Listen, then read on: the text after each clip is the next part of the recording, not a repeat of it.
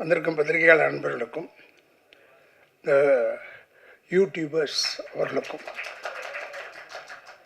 ஏன்னா நான் இன்றைக்கி வாழ்ந்துட்டு இருக்கேன்னா அது முக்கிய காரணம் அவங்க தான். ஏன்னா அவங்க தான் அக்கப்புறம் எழுதுவாங்க, எழுதினாலும் பரவாயில்ல, நல்லா இருப்பேன் நான்.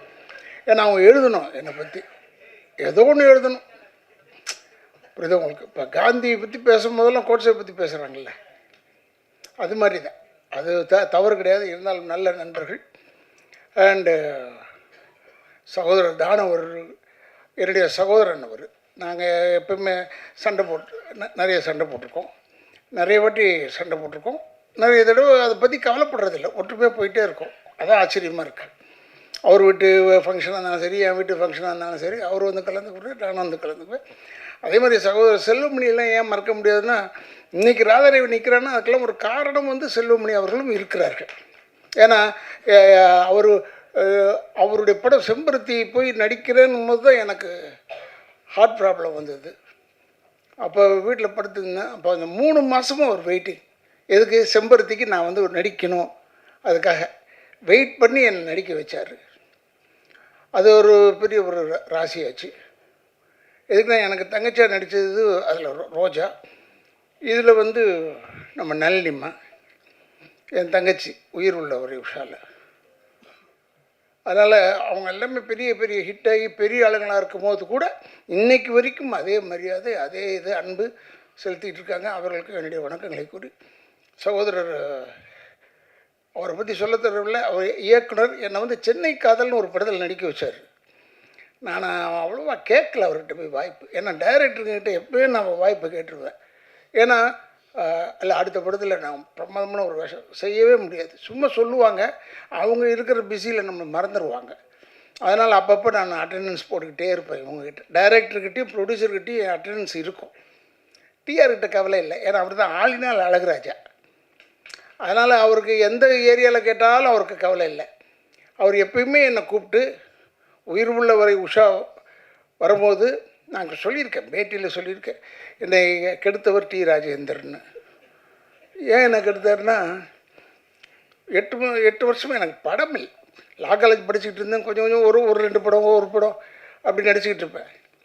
அப்போ டிஆர் சார் வந்து எனக்கு வந்து அமெரிக்காவில் எங்கள் அக்கா இருக்கிறதுனால என்னை கூப்பிட்டுட்டே, இவருக்கு எழுதி போடுற ஓஹியோவில் ஒரு ஆளை கேட்டிருக்காரு டைரக்டராக வேணும்னு அப்படின்னு கூட எழுதி போட்டேன். ஓஹியோவில் அவர் இருக்கார், ட்ரெஸ்பாஸ் அவென்யூ. அவர் பேர் மிஸ்டர் ராவ், இந்தியன். உடனே நான் எம்.ஆர். ராதாசன்னு உடனே ஒத்துக்கிட்டார். ஆனால் அந்த பதிலை சொல்கிறதுக்கு மட்டும் 2 வருஷம் எடுத்துக்கிட்டார். அதுக்குள்ளேயும் பார்த்தா உயிர் உள்ளவரை உஷா உள்ளே வந்துச்சு. இவர் என்னை கூப்பிட்டு அறிமுகப்படுத்தினது பெரிய அளவில் போய் எல்லா படத்துலையும் நான் தான் வில்லன். கெடுக்கிறதுக்கு ரைட்டான ஆள் யாருன்னா ராதா ரவின்ற அளவுகளை கொண்டாண்டார். அதனால் என்னை வந்து ஊருக்கு போகாமல் தடுத்ததும் டிஆர் அவர்கள் தான். இல்லைன்னா நான் ஒழுங்காக போயிருப்பேன், அமெரிக்கா போயிருப்பேன்னு வச்சுக்கோங்க. ஆனால் அமெரிக்கா போயிருந்தால் இப்போ உங்களெல்லாம் சந்திக்க முடியுமா, உங்கள் பேர் எடுக்க முடியுமா? இந்த ஊரில் நான் பேர் எடுத்துருக்க முடியாது. இந்த பேரில் எடுத்ததுக்கு காரணம் வந்து டிஆர் அவர்கள் தான். இப்போ கூட நான் அந்த பார்த்துக்கிட்டே இருக்கும்போது தானு சார் சொன்னார், பேசும்போது இது வந்துடும். அப்புறமா டைரக்டர் சொன்னார், எனக்கு பேசும்போது அழ வந்துடும்னு. நான் உண்மையிலே பார்க்கும்போது எனக்கு அழ வந்துருச்சு. எப்படிப்பட்ட படம், எப்பேற்பட்ட படம் பா! உயிர் உள்ள வரை உஷா. இவரை பார்க்கறதுக்கு நான் அப்போ சாந்தி விகார் பக்கத்தில் எங்கேயோ ஒரு ஃப்ளாட்டில் இருந்தார் சார், கங்கா அப்பார்ட்மெண்ட்ஸ், அங்கே இருந்தார். போனேன் வாயா அப்படி சொல்லிவிட்டு டோரை அவருக்கு எதுவும் கிடைக்கூடாது, டோர் கீரெலாம் உடனே தட்டுவார். டக் டக் டக் டக்குன்னு போட்டார். என்னென்னு பார்த்தா இவங்க கல்யாணம் பண்ணிக்க போகிறாங்க உஷா. அவங்க வந்து வெளிநாட்டுக்கு போயிருக்காங்க ஒரு ப்ரோக்ராமுக்கு. உடனே எனக்கு பாடி காமிச்சார். இந்த உயிர் உள்ள ஒரு சில ஒரு பாட்டை பாடினார், வைகை கரை காற்று நிலைன்னு பாடினார். அப்படி யாரும் பார்த்து, என்னடா இந்த மனுஷன் நின்ன இடத்துல தட்டுறாரு, நின்ன இடத்துல பாடுறாரு, எப்படிடா இது இப்படி ஒரு மனுஷன்னா என்ன? அப்போ பார்த்தேன். இப்போவும் 40 வருஷமாக இதே மாதிரி தான் இருக்கார். அதுதான் அவர்கிட்ட இருக்கிற ஒரு பெரிய. நான் எப்பவுமே தம்பியை கூட பார்த்து சொல்லுவேன், நான் ஒரு பிள்ளைய பார்த்து சொல்லுவேன், அவன் எனக்கு ஒரு மகன் மாதிரி அவரை நான் எப்பவுமே பார்த்து சொல்லுவேன், என்ன தான் சொல்லு, அந்த டிஆர் மாதிரி நீ வர முடியாது, அப்படிப்பட்ட ஒரு ஆளப்பா. ஆனால் எல்லாமே அவர் பிறந்த பிள்ளைங்க பூரா எல்லாமே கலை அம்சம் கொண்டது. ஏன்னா இந்த பிளட் உச்சி முடியிலேருந்து கால் வரைக்கும் கலை தான் அவருக்கு லைஃப். போய் இப்படி நிற்க முடியாது. என்னென்னா இப்போ கொஞ்சம் நேரங்கள்லாம் பார்க்க ஆரம்பிச்சிட்டாரு. அது வேறு, அதை பற்றி நமக்கு ஒன்றும் கவலை இல்லாது. என்னென்னா இவரை நம்பி நான் வீட்டுக்கு போயிட்டேன். நான் எப்பயும் அடிக்கடி வீட்டுக்கு போவேன். அப்போ சிவாஜி அப்பா வீடு பக்கத்தில் இருந்தார். அங்கே போனோம்னா மேலே நின்றுட்டே இருந்துட்டு, மேலே தானே இருக்கார், நான் டிஆர் எப்படி இருக்கீங்க அப்படி செஞ்சுட்டார். அப்படி செய்கிறாரு, பேசக்கூட மாட்டுறாரு, ஹலோ சொல்ல மாட்டுறாரு. அந்த கோவம் எனக்கு. உடனே என்னை கூப்பிட்டு ஒரு அம்மா வந்து உங்களை உள்ளே உட்கார சொன்னாங்க. நான் இப்போ ஆஃபீஸ் ரூம் அந்த பக்கம் ரைட் சைடு உள்ளே உட்காந்துருந்தேன். வந்தார். இல்லையா, இந்த டைமில் உனக்கு பேசக்கூடாது உன்னோட, அதுக்காக தான் நான் பேசலை. இதை முதல்ல தெரிஞ்சிருக்கலாம்ல எனக்கு. அவர்கிட்ட கோச்சிக்கவும் முடியாது. அவர் சொல்கிறது பூரா செய்கிறது பூரா எல்லாமே நல்லது. என்னென்னா அவருடைய இன்னொரு படத்தில் நடித்த நானும் நளினியும் ஜோடி. அப்போ அதில் நான் சென்ட்ரல் மினிஸ்டராக நடித்தேன். காதல் அது ஹைதராபாத்தில் எடுக்கிறோம். என்ன ஒரு லாபம்னா டெய்லி ஒரு கோழி அவுட்டு ரெடியாக இருப்போம் நாங்கள். நான் இன்றைக்கி தான் கோழி ஃப்ரை பண்ணிட்டியா அப்படி சொல்லுவோம். எங்களுக்கு தெரியும் எப்படி ஒரு டெய்லி ஒரு கோழி உண்டு. அது ஒரு எல்லாருக்கும் கொடுக்கறதில்ல அவ்வளோ அன்பானவர். இப்போ கூட சொன்னார், அவருக்கு எழுதி வச்ச வசனம்னு தானு சார் சொன்னாங்க. நான் பார்த்ததில்லை, இப்படி ஒரு மனுஷனை நான் பார்த்ததே இல்லை. ஏன்னா டைலாக்ன்றது ஒரு புக்கு கிடையாது. கையில் ஒரு பேப்பர் மட்டும்தான் இருக்கும், இந்த screenplay of the picture. Scene order படி இவர் பாட்டுக்கு சொல்லிக்கிட்டே இருப்பார் டைலாகை. நம்ம பாட்டுக்கு சொல்லிக்கிட்டே இருக்கணும். திடீர்னு ஏவிஎம்மில் எடுத்துகிட்டு இருக்கும்போது, இந்த படம் நான் காதல் ஏவியத்தில் எடுத்துக்கிட்டே இருந்தேன். இல்லை ஏன்னா நீங்கள் எடுத்தது ஏவிஎம்மில் இது தான். இந்த ஒரு சீன் எடுத்தீங்க, சுற்றி நடந்து வந்தேன். நடந்து வர இவர் பாட்டுக்கு டைலாக் சேர்க்குறாரு ஒரு பாட்டுக்கு. நானும் விடாமல் அப்படியே நடந்து பேசிக்கிட்டே இருந்தேன். அப்போ திடீர்னு ஒருத்தன் எட்டி பார்த்துட்டான் அங்கேருந்து. யார் அதை எட்டி பார்த்ததுன்னு நாங்கள் பேசிக்கிட்டு இருந்தது தான். இவர் உடனே யார் அவன் எங்கடா இருக்கும் அப்படி வந்தார். உடனே இப்படி பார்த்தாரு. பார்த்துட்டு சரி அவன் இந்த வீட்டு வேலைக்காரன், கதையை வச்சுக்க. டே எவனாலையும் செய்ய முடியாது. அவன் நல்ல நேரம் பாரு, இந்த வீட்டு வேலைக்காரன் ஆகிட்டான். அவன் ஓடியே போயிட்டான், அடுத்த தெருவுக்கு ஓடி போயிட்டான். இவர் கத்துல அது மாதிரி ஒரு ஒரு ஒரு அழகான ஒரு விஷயங்கள் அவர்கிட்ட நிறைய இருக்குது. அவர் எப்பவுமே இன்வால்வ் ஆகிடுவார். அவர் எதில் போட்டாலும் அவர் இன்வால்வ் ஆகிடுவார். இப்போ கூட சொன்னார், உயிர் உள்ள ஒரு விஷயம் எடுக்க போகிற, திருப்பி ரீரிலீஸ் பண்ண போகிற வந்துருன்னு சொன்னார். நான் வந்துட்டேன். ஏன்னா உயிர் உள்ள வரை உஷாவில் நடிக்கும் போது என்ன பயமோ அதே பயம் இப்போவும் இருக்குது அவர்கிட்ட. ஏன்னா எனக்கு வந்து அவர் பசுக்குன்னு திட்டி விடுவார். அவர் யாரையும் பார்க்கல மாட்டார். அதெல்லாம் எவ்வளோ பெரிய ஆளாக இருந்தாலும் சரி, டக்குன்னு தப்பாக இருந்ததுன்னு உடனே திட்டிட்டுவார். ஏன்னா இவர் வந்து அவங்க அம்மா மேலே, எனக்கு இவர் மேலே ரொம்ப பிரிய வந்தது காரணம், தஞ்சாவூரில் இந்த உயிர் உள்ள ஒரு ஷோ நடத்திக்கிட்டு இருந்தோம். அப்போ அவங்க அம்மா வந்தாங்க, டிஆருடைய அம்மா. எவ்வளோ மரியாதை கொடுத்தாரு என் அம்மா. நான்லாம் தாய்னாலே நான் வீக்னஸ்ஸு எனக்கு.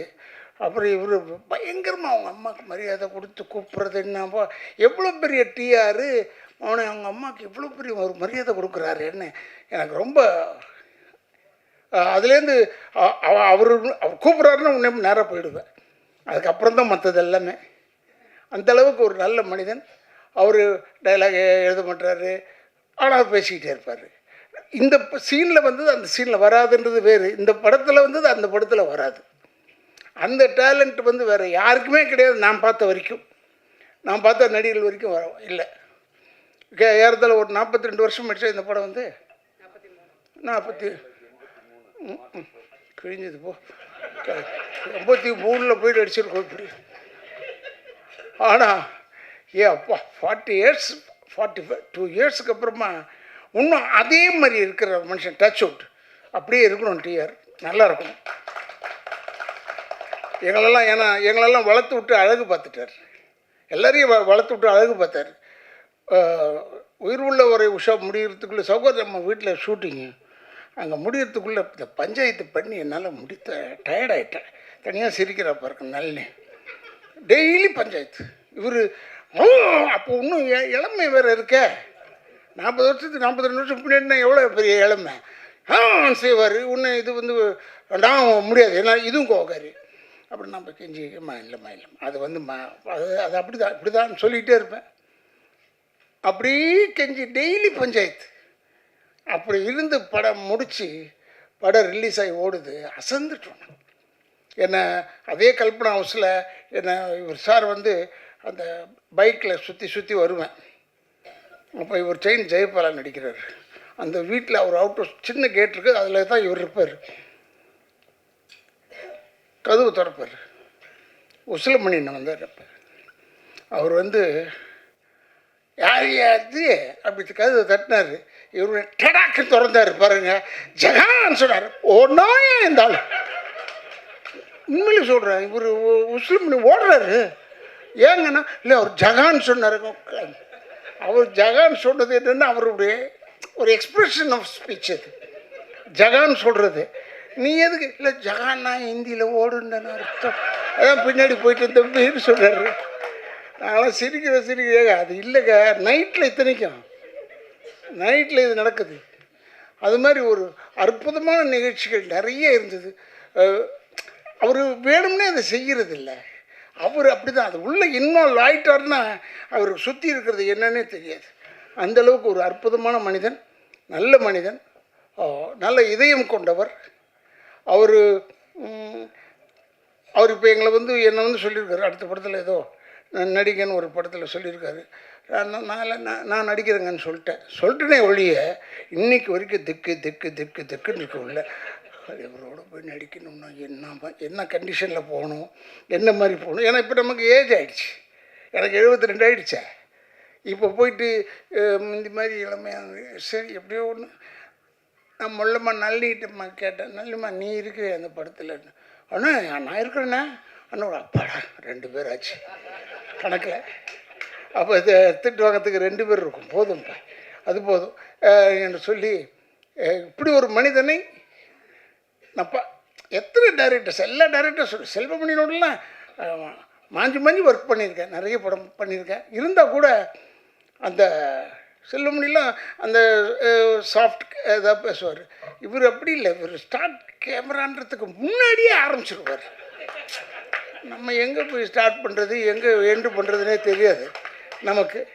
அந்தளவுக்கு கொண்டாந்து விட்டுருவார். என் வண்டியை தான் நிற்க வச்சாங்க அந்த ஷாட்டில். உங்களுக்கு ஞாபகம் இருக்குன்னு நினைக்கிறேன். பைக் மேலே பறந்து இப்படி வருவார். அந்த ஷாட் போடல இப்போ ட்ரெய்லரில், படத்தில் இருக்குது. நாங்கள் நிற்போம். என் ஃப்ரெண்டு வீட்டில் தான் எடுத்தோம், சீதாராம் வீட்டில்.